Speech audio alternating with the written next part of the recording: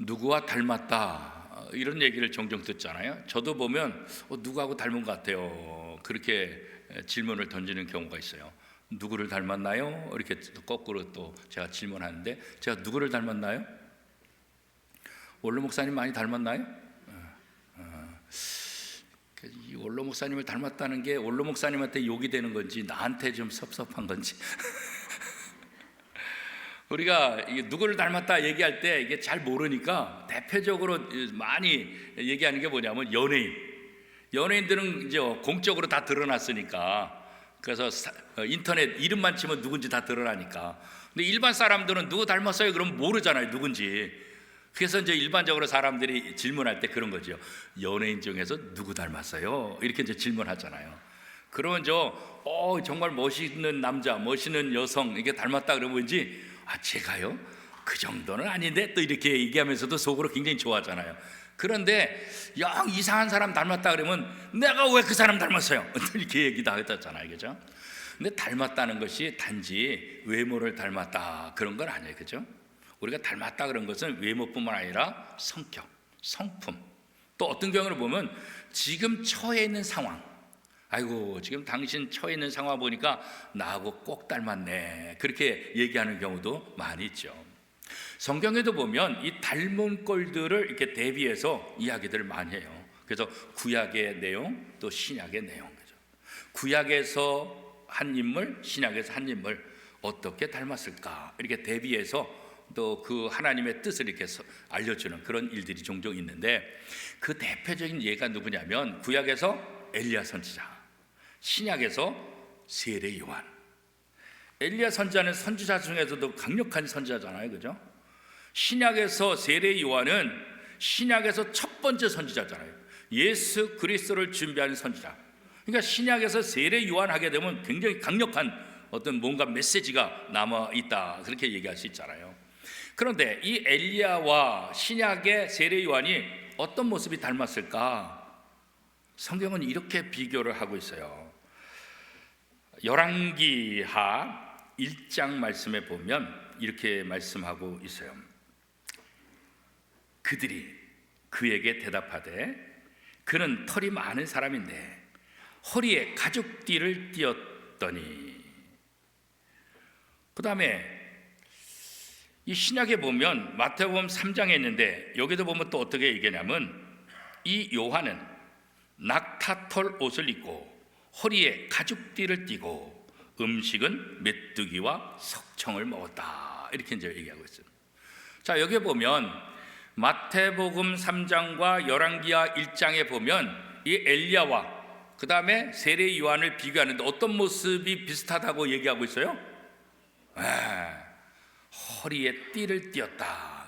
허리에 띠를 띠었다. 물론 외적인 옷 입는 스타일이 허리에 띠를 띠는 그런 모습 보니까 비슷하다, 이렇게 이제 생각할 수 있어요.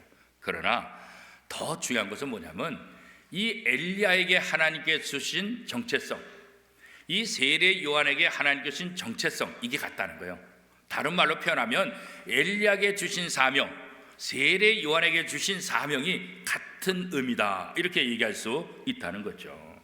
그래서 이 세례 요한을 구약의 엘리야와 비교했을 때 단순히 외모를 얘기하는 것이 아니라 하나님께서 이 두 사람에게 주신 하나님의 명령, 하나님께서 부탁하신 그런 사명이 또 공통점이 있다, 이렇게 이제 얘기할 수 있는 거예요. 자, 오늘 사도행전 2장 1절부터 4절까지 읽었는데 이 말씀에 보면 보이진 않지만 구약과 비슷한 연결고리를 찾을 수가 있어요. 오늘 사도행전 2장 1절부터 4절까지 이 말씀은 뭐냐면 신약의 오순절날 성령이 임한 거예요. 자, 그러면 구약의 오순절은 어떤 의미가 있을까? 이 구약의 오순절이 이 히브리 사람들에게 있어서, 유대인들에서 굉장히 중요한 절기인데, 이 유대인들에게 오순절이 더 중요한 의미로 부각되기 시작한 것은 뭐냐면 이 오순절날 모세가 시내산에 올라가서 하나님으로부터 토라, 율법을 받았다는 거예요. 그 율법이 뭐예요? 우리가 잘 아는 대로 십계명이죠. 그래서 이스라엘 사람들에게는 절기로서 오순절을 지키는 것도 중요했지만 더 중요한 건 뭐예요? 하나님께서 모세를 통해서 이 오순절에 율법을 주셨다는 거예요. 자, 그럼 이 율법은 어떤 의미일까요? 이스라엘 백성들의 근간을 이루는 법이에요. 하나님의 백성답게 사는 것이 무엇인지, 하나님의 자녀로 어떻게 이 땅에서 삶을 구별되게 살아야 될지, 그러니까 하나님의 백성들이 누구인지를 보여주고 누구인지를 드러내게 하는 가장 중요한 율법, 이것을 언제 주셨다고요? 오순절날 주신 오순절날. 그래서 이 히브리 사람들은 오순절이라는 절기도 중요하지만 이 모세가 십계명을 받은 이 사건이 오순절에 일어났기 때문에 이 오순절을 훨씬 더 중요한 절기로서 마음속에 가지고 있었던 거예요. 그런데 이 모세가 하나님으로부터 이 중요한 토라, 율법을 받고 내려오는데, 내려오면서 이 모세를 기다리던 이 이스라엘 백성들의 모습을 보니까 이건 가관이에요, 가관. 아니, 시내산에 올라가서 40일 동안 기도하면서 있었는데 그 40일 빈 사이에 밑에 이스라엘 백성들에게 어떤 일이 일어났어요? 이스라엘 백성들에게는 모세는 하나님과 같은 존재예요. 모세가 있을 때 든든했어요. 모세가 있으면 하나님과 기도하고 하나님의 음성을 들려줬어요. 그러니까 모세가 있는 한 하나님이 언제나 우리와 함께 하신다, 이런 든든함이 있었다고요. 그런데 모세가 시내산에 올라가서 40일 동안 내려오지 않는 거예요. 그러니까 이스라엘 백성들이 두렵기 시작하는 거예요. 누구한테 물어봐요? 어린아이들도 보면 엄마가 눈앞에서 사라지면 어떻게 막 울잖아요, 그죠? 엄마가 해주는 것이 없다 할지라도 엄마가 눈앞에서 없어지면 그냥 우는 거예요. 이스라엘 백성은 그런 거예요. 늘 모세와 함께 생활하고 모세를 통해서 말씀을 듣다가 모세가 없어지니까 난리가 난 거예요. 야, 그럼 어떻게 할까? 나름대로 생각했는데 뭘 생각한 거예요? 야, 그럼 하나님을 대신해서 만들자. 그래가지고 애굽에서 나올 때 금은 장신구들 갖고 온 거 이걸 다 모아가지고 금송아지를 만든, 금송아지를. 그러면서 모세 형 아론이 뭐라 그랬냐면, 야, 이게 우리를 애굽에서 인도해낸 하나님이다. 그러니까 우리가 이거 섬기자. 그래놓고 금송아지 상을 만들어 놓고 섬기고 춤을 추고 먹고 마시고 난리가 난 거예요. 십계명을 받고 내려오던 모세가 이 광경을 본다면 어떻게 해요? 대노한 거, 대노한 거, 난리가 난 거죠. 그냥 머리끝까지 화가 난 거예요. 그래서 어떻게 해요? 하나님 또 받은 돌판, 이 십계명 2개를 그냥 던져버려요. 그 깨트려 버린다고요. 신명기 9장에 이렇게 말하고 있어요. 신명기 9장 16절 17절. 내가 본즉 너희가 너희 하나님 여호와께 범죄하여 자기를 위하여 송아지를 부어 만들어서 여호와께서 명령하신 돌을 빨리 떠났기로 내가 그 2 돌판을 내 2 손으로 들어 던져 너의 목전에서 깨트렸노라. 하나님으로부터 율법을 받아서 하나님의 백성답게 어떻게 살아야 될지 그것을 알려줘야 되는데, 이스라엘 백성들 보니까 이거 알려줘봤자 아무 소용이 없는 거예요. 이미 타락할 대로 타락하고 이미 하나님의 말씀하고 완전히 동떨어진 그 모습 보고 이들에게 더 이상 이 율법이 필요 없겠다 생각하니까 던져버린 거라고요. 그래서 이스라엘 백성들은 이 오순절 날이 하나님의 율법, 하나님의 말씀을 받은 날로서 굉장히 중요한데, 정작 이스라엘 백성들은 하나님의 백성답게 사는 것이 무엇인지에 관심이 없었던 거예요. 하나님을 드러내고 하나님의 말씀에 순종함을 통해서 하나님의 백성답게 사는 것이 무엇인지 온 세상 사람들에 보여줄 책임이, 사명이 있는데 이거 다 잃어버린 거예요. 그죠? 그러면서 이스라엘은 점점 하나님과 멀어지는 거예요. 하나님의 말씀에 불순종하고 하나님을 기쁘시게 하기보다는 하나님의 근심덩어리가 되기 시작하는 거예요. 하나님이 갈대아 우르에서 아브라함을 선택하고 그 아브라함을 통해서 이 적과 꿀이 흐른 땅에 이스라엘 백성을 정착하기까지 하나님이 이 이스라엘 백성을 선택하고 얼마나 사랑하고 얼마나 도우셨는지, 그죠? 그런데 그런 사랑을 받았던 이 이스라엘 백성들, 하나님의 말씀에 불순종하고 하나님을 떠나버리는 거예요. 그죠? 그래서 하나님도 내가 더 이상 너희들에게 사랑을 베풀지 않겠다. 내가 더 이상 너희와 상관하지 않겠다. 결국 이스라엘 백성들은 하나님과 단절된 삶을 사는 거예요. 뭐 때문에요? 이스라엘 백성들의 죄악 때문에. 그러다가 신약에 와서 이 오순절에 어떤 역사가 일어나냐면 성령의 강림 역사가 일어난 거예요. 누구에게요? 예수님의 제자들에게. 지금 예수님의 제자들은 어떤 사람들이었어요? 예수님께서 십자가에 못 박히고 돌아가신 다음에 다 뿔뿔이 흩어졌던 사람. 그러나 부활하신 주님을 만나고 다시 부활의 힘을 입어서 이제는 그리스도를 위해서, 이제는 하나님을 위해서 뭔가 할 수 있겠다 자신감을 가지고 있었지만 여전히 두려운 존재. 왜요? 로마 군대가 여전히 자신들 핍박해요. 유대인들이 자신을 여전히 핍박해요. 그래서 예수님께서 승천하시면서 지금 세상에 나가서 복음을 전하지 말고 기다려라.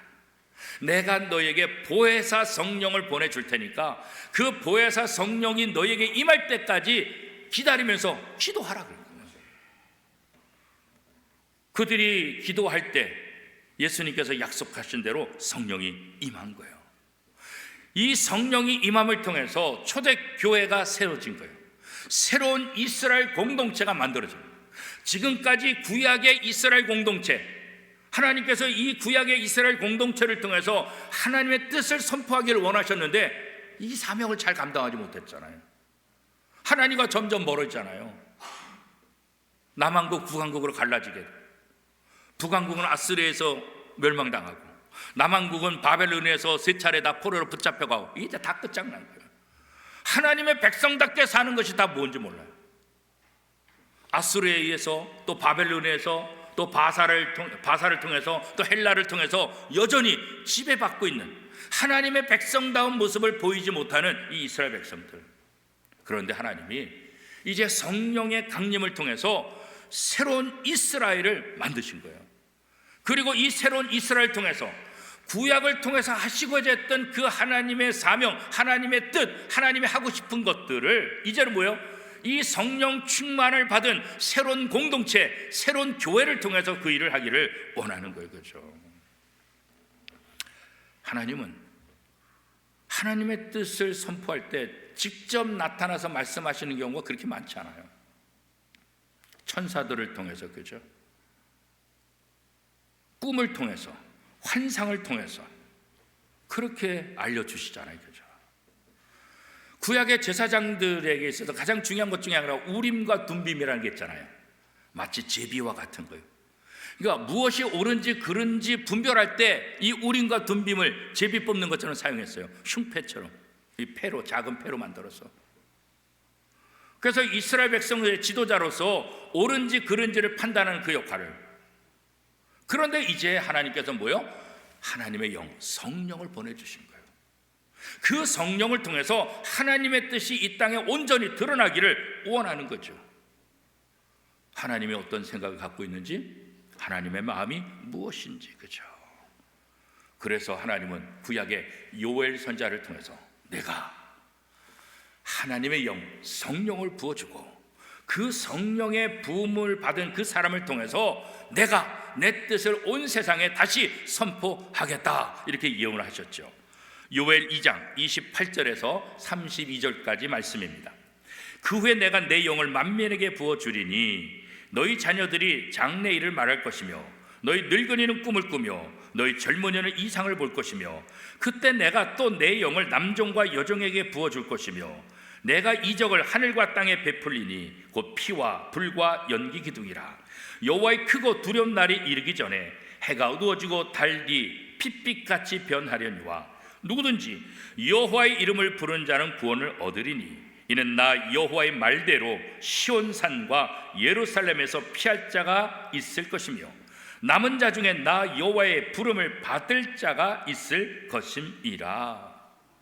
이미 요엘 성자를 통해서 내가 내 영을 만민에게 부어주겠다 약속했잖아요.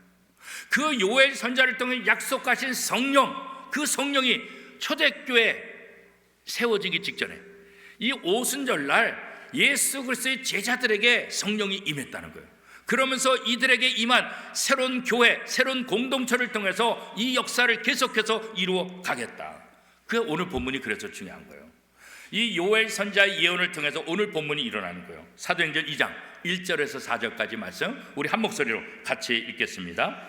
오순절 날이 이미 이르매 그들이 다 같이 한 곳에 모였더니 호련히 하늘로부터 급하고 강한 바람 같은 소리가 있어 그들이 앉은 온 집에 가득하며 마치 불의 혀처럼 갈라지는 것들이 그들에게 보여 각 사람 위에 하나씩 임하여 있더니 그들이 다 성령의 충만함을 받고 성령이 말하게 하심을 따라 다른 언어들로 말하기를 시작하니라. 그런 거죠. 자, 이 사도행전을 기록한 저자는 이것이 단순히 그냥 이루어진 것이 아니라 이것은 뭐예요? 이미 구약의 요엘 선자로부터 약속된 그것이 임해진 것이다. 사도행전을 통해서 그것을 분명하게 기록하고 있어요. 사도행전 2장 16절 17절 말씀입니다. 이는 곧 선지자 요엘을 통하여 말씀하신 것이니 일러스되 하나님이 말씀하시기를 말세 내가 내 영을 모든 육체에 부어주리니 너의 자녀들은 예언할 것이요 너의 젊은이들은 환상을 보고 너의 늙은이들은 꿈을 꾸리라. 이 사도행전의 저자는 바로 구약에서 하나님께서 요엘 선자를 통해서 예언한 그것이 그대로 신약에서 지금 이루어진 것이다 이렇게 말씀하고 있는 거예요. 그래서 오늘 우리는 교회력으로 성령 강림주의를 지키는 거예요. 우리는 오순절도 중요하지만 이 오순절이라는 이 절기를 지키는 것보다는 뭐예요? 성령 강림주일. 그래서 이 성령 강림주일이 바로 오순절의 시작이고 이 성령 강림주일 이후에 보면 오순절로 첫 번째 주일, 오순절로 둘째 주일. 그래서 우리는 오순절 절기를 이제 지키게 되는 거죠. 성령이 이 땅에 오셔서 성령과 함께하는 그런 교회, 그런 성도들이 어떻게 변화되는지, 어떻게 하나님의 자녀답게 그 역할을 감당하는지. 그래서 오순절 절기가 사실은 굉장히 제일 길어요. 교회 절기 중에서. 자, 그러면 유대인들은 이 성령을 어떻게 표현했을까? 유대인들은 성령을 하나님의 거룩한 바람 이렇게 표현했어요. 하나님의 거룩한 바람, 거룩한 바람이라는 거예요. 왜 성령을 바람에 이렇게 비유를 했을까? 거긴 이유가 있는 거예요. 바람이 여러분 보여요? 안 보여요? 안 보이죠. 바람이 있어요? 없어요? 있지요. 내 눈에는 안 보이지만 바람이 있는 거 알아요. 나뭇가지 흔들린 거 보면 바람이 있다는 거 알아요. 그죠? 우리가 창가에 앉았을 때 바람이 세게 불면 바람이 이 창가에 부딪히는 소리를 통해서 어휴 바람이 심하게 부네 알잖아요. 근데 바람이 눈에 보여요? 안 보여요. 성령도 마찬가지고 하나님도 마찬가지예요. 하나님이 사람들의 눈에 보이지 않아요. 사람들이 하나님 어디 있어 이런다는 거예요. 그런데 하나님은 계신 거예요. 성령이 보이지는 않지만 그 성령이 계시다는 것을 다시 한번 이야기하고 있는데, 그런데 구약 성경에 이렇게 보면 이 성령을 바람에도 비유하지만 물, 불 같이 비유해요. 그래서 성령을 비유할 때 물, 바람, 불 이 세 가지를 비유한다고요. 이 세 가지는 어떤 의미가 있을까? 성질적으로 보면 부으면 부어지는 거예요. 흐르면 흘러지는 거예요. 그죠? 성경에서 이 성령의 이야기를 나올 때 항상 물과 불과 바람 이것이 함께 반복해서 비유적으로 사용을 하고 있는 거예요. 자, 그러면 왜 성령을 물, 불, 바람에 비유를 하고 있을까? 물, 불, 바람 공통적인 특징이 있어요. 그 특징은 무엇입니까? 힘이 있다는 거예요. 힘이 있다는 거예요. 바람이 무슨 힘이 있을까? 바람이 엄청난 힘이 있죠. 며칠 전에 뉴스 보니까 중국에서 태풍이 불었는데 바깥에서 식당에서 두 남자가 식탁에 앉아가지고 음식을 먹다가 두 사람이 날아갔어요. 그냥 혹시 여러분 보셨어요? 뉴스에 그게 나오더라고. 그것뿐이겠어요? 미국에서 허리케인이 지나가면 어떻게 돼요? 토네이도가 지나가면 어떻게 돼요? 한 마을이 사라져요. 한 마을이. 이 허리케인 토네이도가 지나가면 쑥대밭이 되는 거예요. 그냥 한 마을이 사라지는 거예요. 바람이 얼마나 강력한 힘을 갖고 있는지. 성령이 그런 힘이 있다. 하나님이 그런 강력한 힘이 있다. 이거 보여주는 거예요. 물이 무슨 힘이 있는 것 같아요? 그러나 계곡에서 쏟아질 때 보세요. 물이 불어서 쏟아질 때 보래요. 아무도 그 물을 막을 수가 없어요. 댐도 다 무너지고 건물도 다 무너지고. 그죠? 물의 힘이 얼마나 강력한지 몰라요. 불도 마찬가지잖아요. 성냥개비 하나의 불 약한 것 같지만 이게 산에 붙으면 어떻게 해요? 우린 강원도 고성이라는 데서 또 강원도 지역에서 산불 난 거 알잖아요. 얼마나 무서운지 몰라요. 제가 포항에서 목회할 때 교인들이 그러더라고요. 제가 있을 때는 불이 안 났었는데 교인들이 그때 산불 난 걸 목격하는데 산에서 산으로 불이 뛰어다닌대. 불이.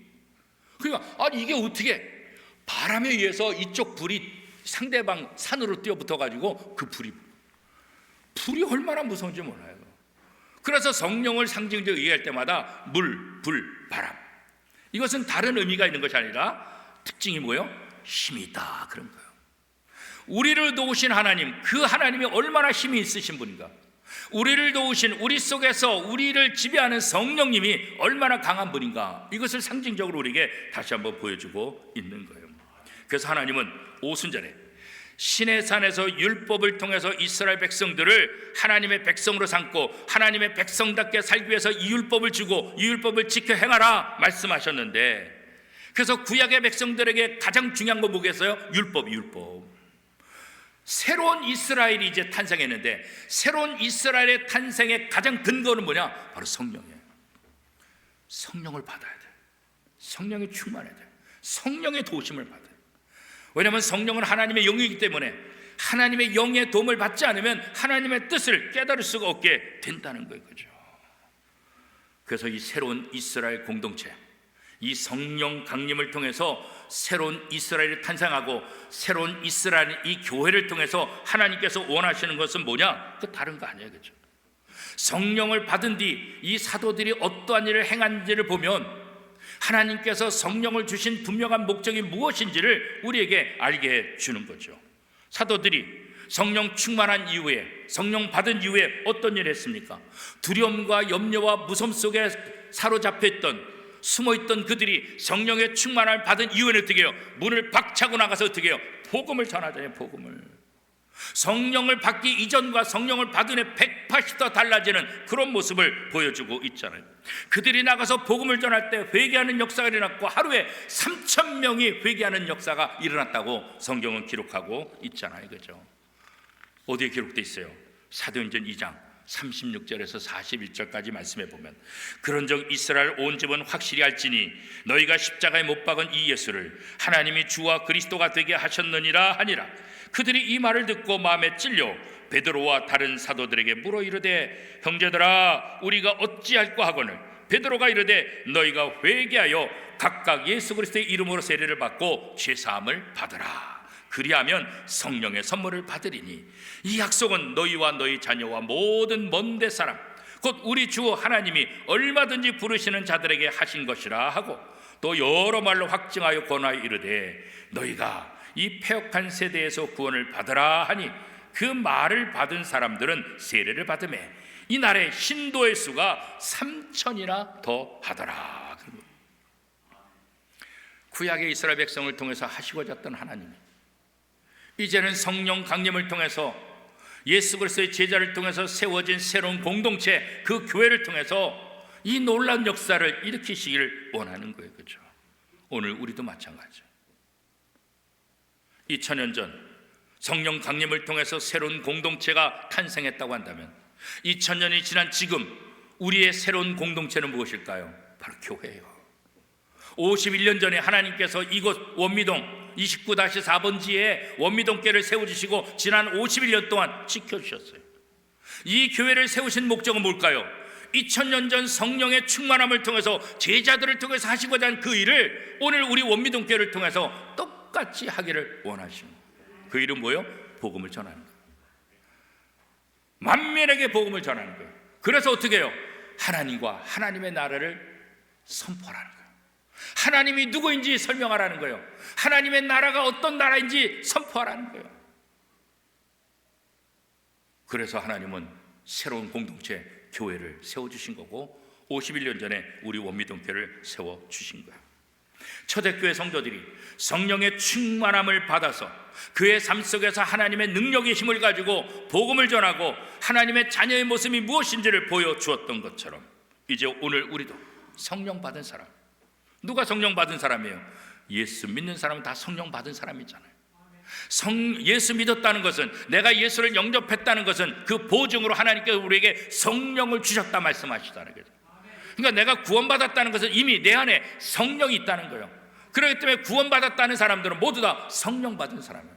성령 받은 사람들은 이제 자기의 뜻대로 자기의 힘대로 사는 것이 아니라 하나님의 뜻대로 삶을 살아야 되는 존재들이죠. 그런 면에서 우리 원미동교회와 우리 원미동교사 모든 성도들이 이 땅에 살면서 하나님과 하나님의 나라를 이 땅에 선포하고 확장하는 그런 역사를 이뤄가는 복음의 통로, 축복의 통로가 될 수 있기를 축복합니다. 오늘 주신